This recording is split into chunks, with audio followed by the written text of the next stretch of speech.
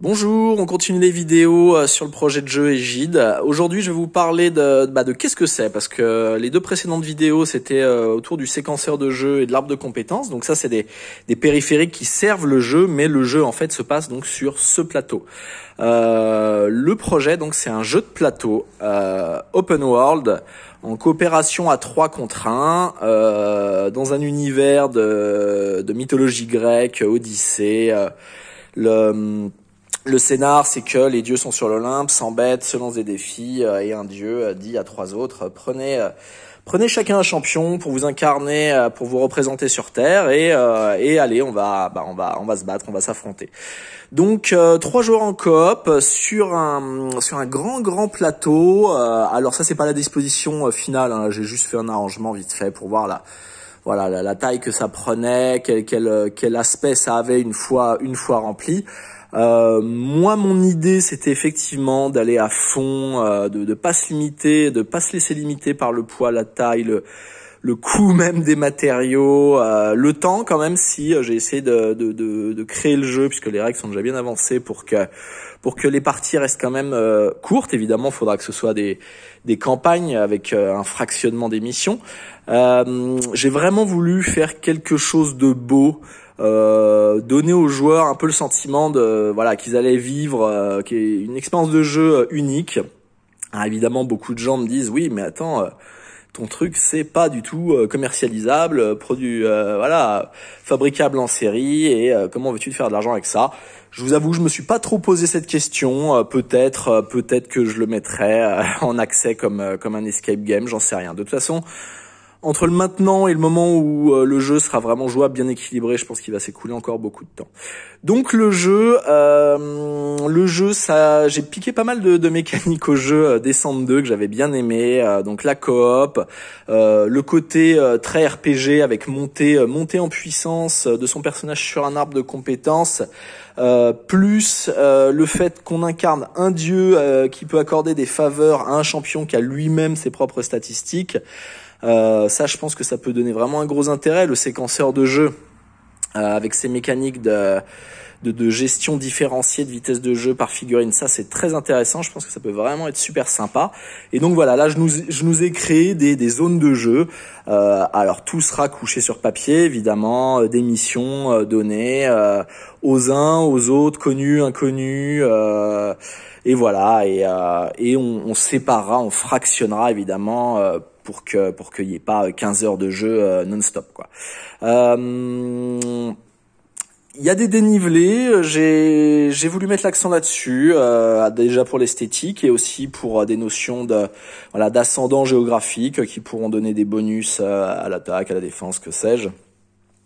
Des zones un petit peu plus imposées, comme un temple, des grottes avec des rochers de différentes tailles, des semblants de montagnes, une forteresse bien inspirée de la forteresse du film 3. Voilà, des zones de ville avec des ruines. Ah, évidemment, il y a encore des choses à faire. Les figurines, c'est du fichier STL que j'ai acheté, que j'ai fait imprimer par un ami Albert, qui a fait un super boulot. Franchement, les figurines sont très belles. Alors elles ont un socle un peu étrange. Bon, il rétrécira d'un bon tiers le socle sur la version finale. Le socle, il a l'intérêt, bon, déjà de pas toucher les figurines, mais surtout en fait de permettre vu qu'elles vont être toutes dans un coloris uni, c'est-à-dire elles seront toutes en imitation bronze, patinées vert de gris, l'habit permettra donc aux joueurs de mieux identifier ces figurines. Qui plus est, le maître des jeux, lui, pourra identifier ses figurines sur ses plaquettes grâce aux billes également, puisque lui va disposer ses personnages ici avec la carte, les stats, ça je vais y revenir. Enfin, il y a les billes de couleur sur le séquenceur pour donner l'ordre de jeu, donc c'est toujours un moyen de se repérer, ces fameuses billes. Et à nouveau les billes sur l'arbre de compétences, les billes de couleur qui symboliseront le cheminement, l'avancement dans les compétences de chaque personnage. Voilà, je peux vous parler aussi donc de cette pièce-là. Alors là pour l'instant il y a que les curseurs et les compteurs, ça parlera pas à grand monde. Il manque encore le support. C'est la planche du joueur. Sont représentés plein de statistiques. Il y aura également les cartes des personnages qui seront placées, plus les cartes d'équipement.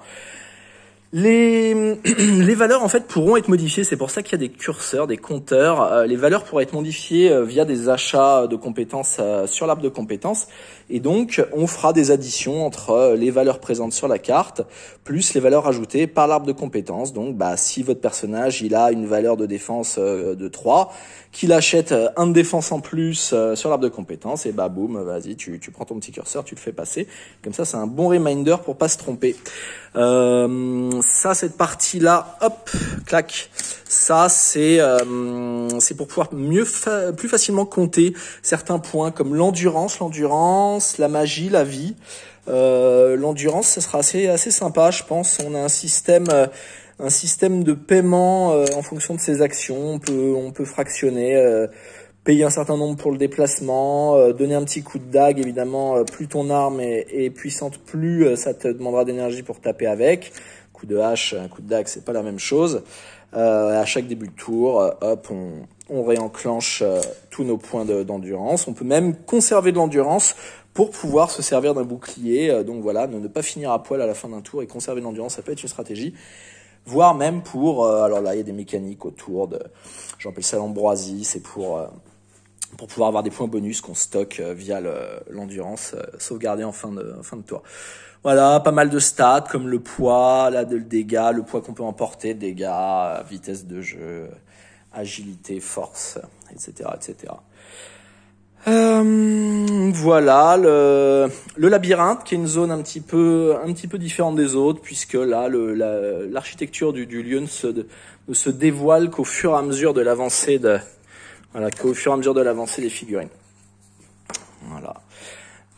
J'ai pas mal de figurines déjà, hein, j'en ai une quarantaine, toutes imprimées, toutes mises à l'échelle, ça a été un gros taf. On a de tout, on a pas mal d'autres guerriers grecs, des Spartiates, des centaures, des minotaures. Évidemment, le minotaure, un labyrinthe sans minotaure, c'est pas possible. Là, les moutons pour le cyclope, évidemment, on va essayer d'aller voler les moutons du cyclope, des hommes pris dans la pierre, voilà, chimères, des lions, le lion de Némée, voilà, et aussi un peu de décor en impression 3D, des sarcophages. Des hôtels qui seront très certainement les hôtels où on viendra acquérir de l'expérience via l'arbre de compétences.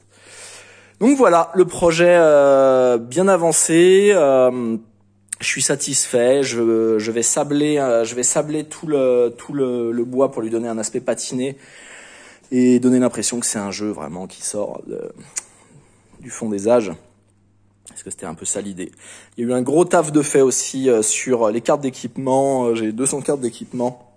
Donc voilà, gros taf sur Photoshop qui se voit pas ici du tout. Et pareil, toute la charte graphique autour des personnages, des armes a déjà été choisie. Vous pouvez aller voir dans mes différentes publications précédentes. Mais je referai sûrement d'autres vidéos. Allez, à bientôt!